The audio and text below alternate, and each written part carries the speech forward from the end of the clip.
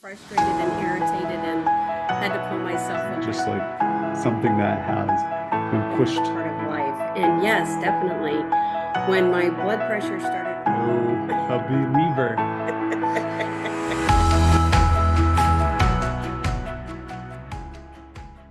Take two. Yep, there we go. So speaking to energy levels, right? How do we not necessarily maintain, but maintain energy levels when life starts throwing us curveballs Right, and and not even so much that, it's things that are just way out of our control. right, Death in the family, work situations change. right, The hurricane that I'm waiting for, and preparing for the past 2 or 3 days. right, Milton, that's exiting over the top of us sometime tomorrow. It, right, how do you maintain that? Keep a positive attitude, stay focused. What does that look like, and how do we work through that? How do people in general work for them right, through that? And what are some tips, tricks, techniques to help all of us live through life's uncertainties, but yet not get down and out because of them? right. Yeah, one of the things that popped into my head while you were even talking is,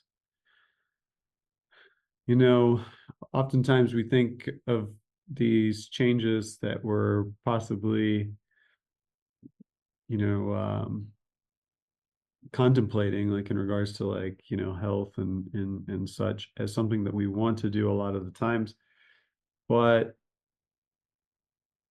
we we don't realistically take a snapshot as to like how that is going to impact our lives in general. And also, the other thing that kind of struck me, like as I said before, as you were talking, is in relation to this, I've been thinking a lot recently about, well, what can you do?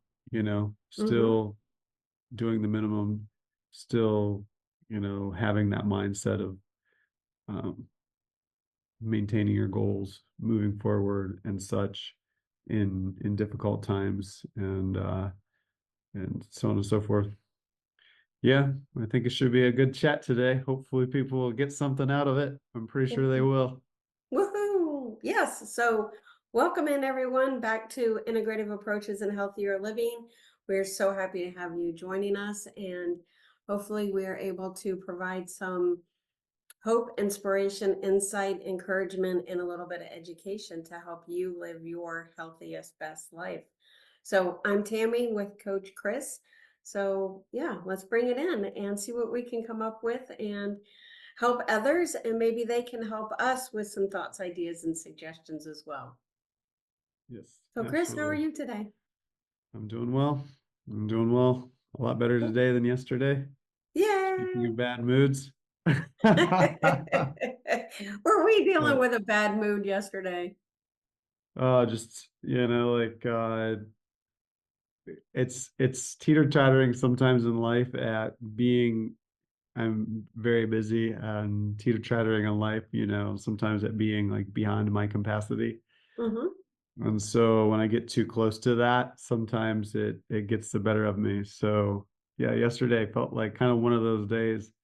But some of that was largely due to um, lack of sleep, or not getting enough sleep, or my sleep just kind of being disturbed. And I've always noticed that, when that happens, like it really wreaks havoc on like my ability to manage stress, my ability to focus, especially when I'm very busy.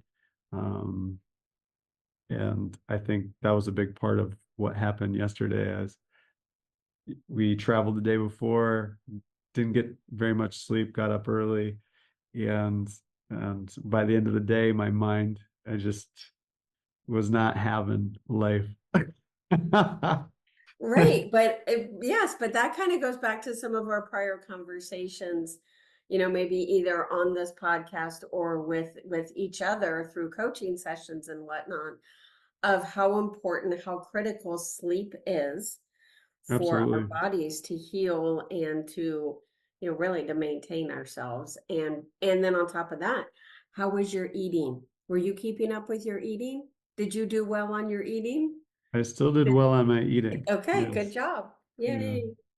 Excellent. Yes. Eating was on point still. Just the sleep was off point for a couple of days, Right, right. Yeah, and and then yeah, you couple that with having more on your list of things to do, absolutely. then it becomes like overbearing in a way, Yeah. daunting. Daunting is a word I like. Daunting. It's very daunting. Ominous. Ominous. Yes. And then you start to feel like you have this weight on you, right? And then you just like, oh, move the boulders off so that you can breathe and think clearly. Right. Yeah, absolutely, absolutely. But I mean, I know, yeah, I've been having a heck of a time, but I know that, you yourself personally have been going through quite a bit recently. And so, yeah, speaking to Yeah. uh this particular subject probably Yeah, comes so hit close to home. what tips would we give, not to speak over you, I'm sorry, but what No, it's tips would fine. we give for our viewers to help them work through similar situations and circumstances? Because I know we're not the only two on the planet that are dealing with things that are out of our control, and sleep is a Right, little bit in our control, but not all the time. If we have other activities that are demanding of us and we have to cut sleep short, then yeah. So right, what are some tips? What are you thinking? right. You know, I think the biggest one is doing the best that you can to Hmm. not get caught up in what's wrong or what's not working out. Um, I was listening to a professional tennis player actually talk about this, and one of his key points was that 50 per that the average, like, I guess not win but like score was 54%. He'd won 80% of the games he played, but he had won those games by only actually scoring 54% of the time. And so that means that, what is it like, 46% of the time he missed, like he missed the mark. And his whole point was on staying focused in that moment on the next point, not, worrying about like what's going on, what he did wrong before, just solely staying focused on that next point. And so like I was like, yeah, that's a really good point, and his I guess his final argument was that, um one of the greatest, one of the greatest things that we can take away is to learn how to lose, like learn how to lose effectively, and not always expecting to win, not always expecting to get things right. um, I know several of my clients this week have come to me and uh, have had situations in their life where, like, one of them, she had like a couple of really big tests this week, and she, like, it was the first time she had two huge tests in 1 week, and she got a C on one of them. She's like an A student, and this was almost a week later, and she was still focused on the fact that she got a C, not focused ahead, not focused on the next thing that she needed to do, but focused on that. And fortunately, like, we had a conversation. I go like, well, how is dwelling on the past and what happened in the past going to help you with your future at this point? Like, because she was missing workouts, she was missing, other things in her life, so it was obviously taking a toll on So her she was present. letting it consume her life. Exactly, it was consuming her present. So there's that. I think, as far as, I guess, I will leave with that point right there. I think that's a great point, is trying to do the best we can to stay present. I think journaling is a huge asset to this. A big part of this morning with myself was kind of working through, like, my thoughts and my emotions in regards to the workload I have, what I'm capable of doing, and just reestablishing my goals, Mm-hmm. like for the Mm-hmm. day. Just Mm-hmm. focusing on the day ahead. What can I accomplish? What can I realistically accomplish today? Right. Right. And and okay, let's get back on the horse, because if I one thing I know, again, this comes back to journaling and observation, which again I can't say enough is such a powerful tool, is that I recognized in my past when I'm focused on these other things, just greatly impedes my productivity. Just like, speaking to that talk that I was, it just, greatly impedes my progress. It will keep me from reaching my goals in that given day. And the longer I allow it to, stay present in my mind, this worry, this doubt, this frustration, disappointment, whatever we want to call it, the longer it impedes my ability to focus on where I'm going, what I need Mm-hmm. to get Mm-hmm. done, what I need to accomplish. Right. Right. Right. Right. So what would you say for those that don't necessarily enjoy, I know we've talked about this, putting pen to paper or journaling or, something along those lines. What other tangible tool could we use or employ? I think at the very least, and I've said this to several clients of mine. I was like, even if you don't want to write things down, come up with 3 goals for the day. And then also spend a bit of time and thinking about, again, no writing anything down, spend 5 minutes thinking about each one, how you could possibly engage in that or be successful in that today, regardless of what's going on. Like, how could you, set 3 realistic goals? How could you do that?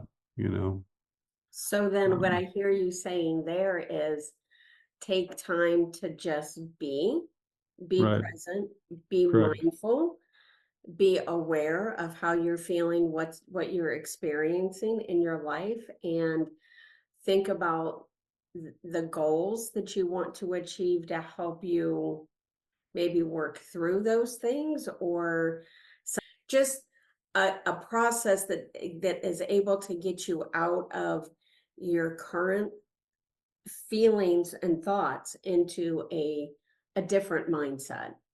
You're going to be far better off in regards to, your stress, regards to maybe um, having like some sort of a distraction in your present than Hmm. if you had no plan, if you had no goals at all. Like, if you have no plan, if you have no goals at all, then you're just sitting in the present with the problem. You're sitting in the or exact well, that's enough said on that. But at least if you have something, if Hmm. you Hmm. have something there that is outside of just the problem, well, then you have, you know, a little bit of like a lighthouse, something that you can aim at, something that you can still move towards and focus on, just, well, besides just what's going on, that's the problem. Right, right.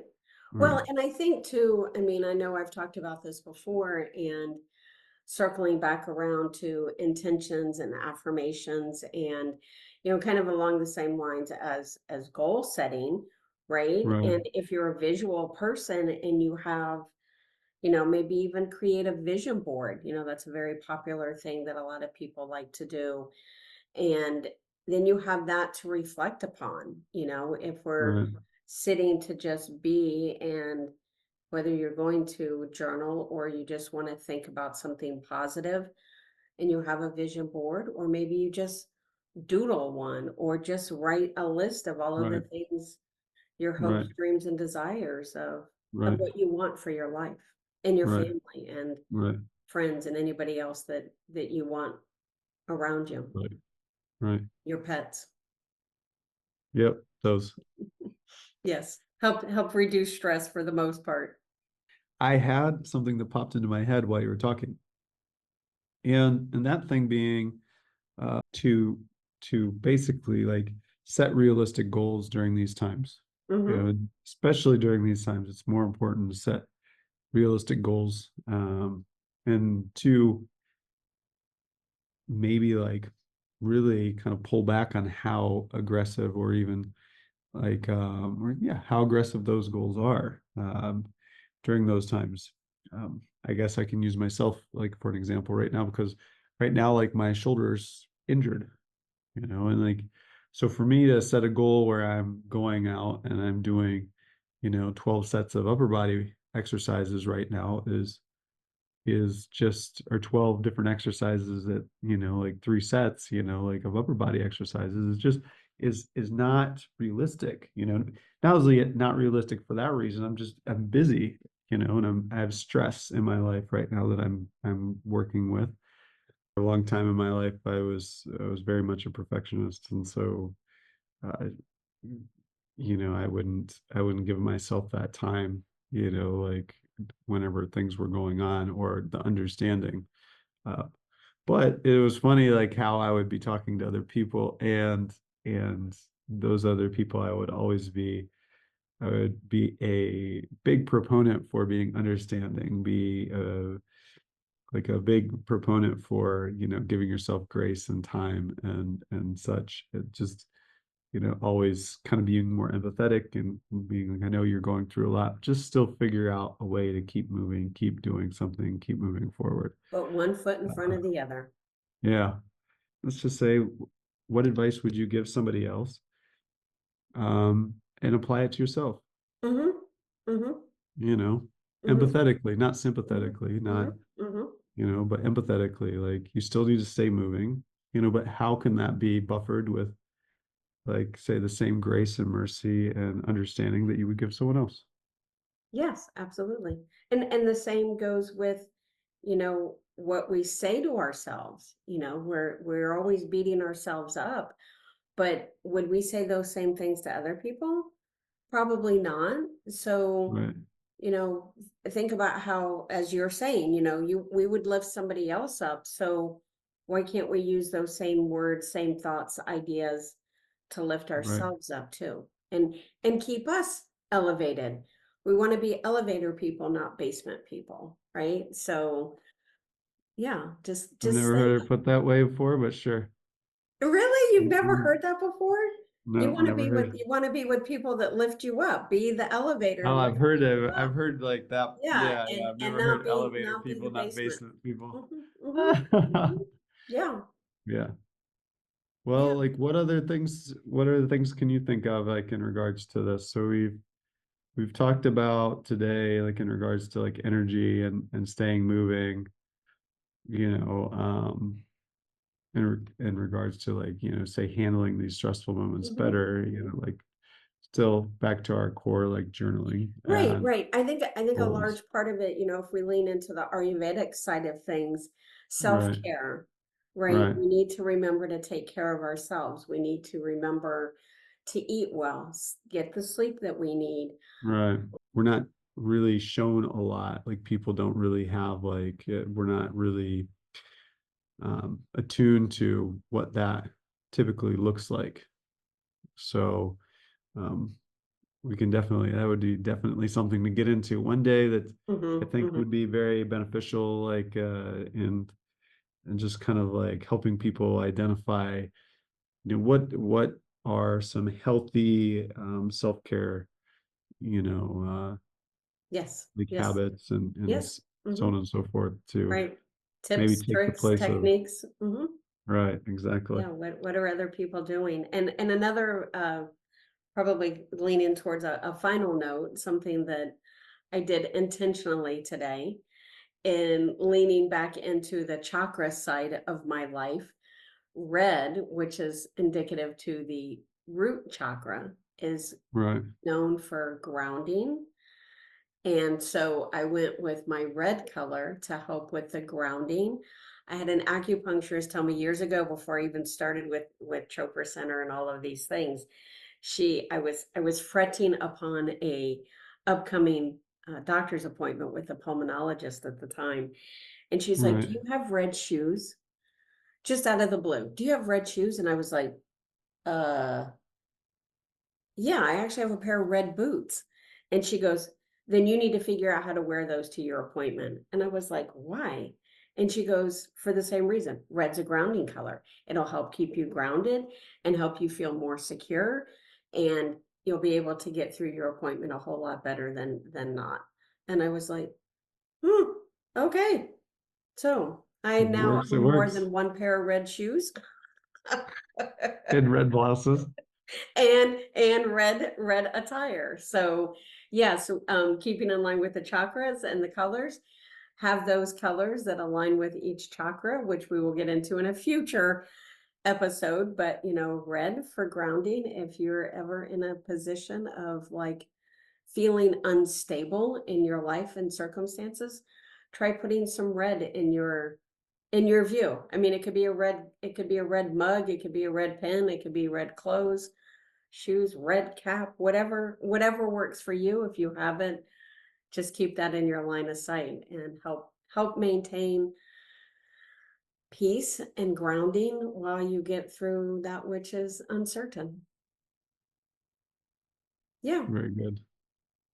there you go. Well, I don't have any more to add, so you know, I'm super excited. I would love for people to share with us, in the comments what thoughts and ideas they may have or things that they've learned in their own journeys on ways that have helped them deal with life and things that have just not been super comforting at that present moment in time. What tips or tricks have you come across that we may have not mentioned today that would be valuable for others? And if you share with us, and we can expand upon it on a future podcast. So as absolutely. always, thank you for tuning in. We are oh so grateful. We love you.